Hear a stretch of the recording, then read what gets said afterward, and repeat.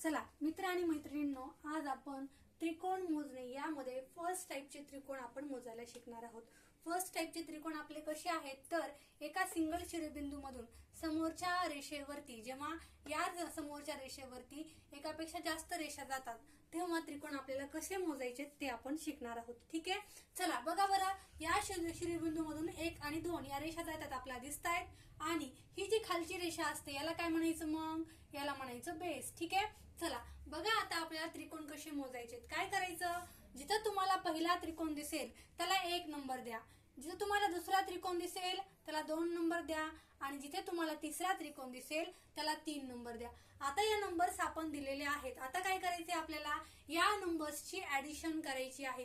कशी बरं करायची बघा, 1 अधिक 2 अधिक 3 बरोबर होतात किती, बरोबर होतात 6। याचा अर्थ आकृती क्रमांक 1 मध्ये एकूण त्रिकोणांची संख्या किती आहे तर 6 आहे। ठीक आहे, चला आता बघूयात आकृती क्रमांक 2 मध्ये त्रिकोणांची संख्या किती येते। बघा काय करायचे, आपल्याला नेहमी सारखं ज्या शिरोबिंदू मधून रेषा जाते ती समोरची बाजू असते पायाची। ठीक आहे, आता तुम्हाला जेवढे त्रिकोण दिसतात त्या सगळ्या त्रिकोणांना नंबर देऊन घ्या। चला, मला इथं पहिला त्रिकोण दिसला, मी इथे नंबर दिला, तुम्हाला इथं दिसला तर तुम्ही इथून पण नंबर देऊ शकता। ठीक आहे, चला 1 2 3 आणि 4 आता नंबर्स मी दिलेले आहेत। आता मला काय करायचंय, या संख्यांची बेरीज करून घ्यायची। करा बरं, याचं उत्तर काय येतं बाळांनो, बघा 1 अधिक 2 3 3 आणि 3 6 6 आणि 4 येतात 10।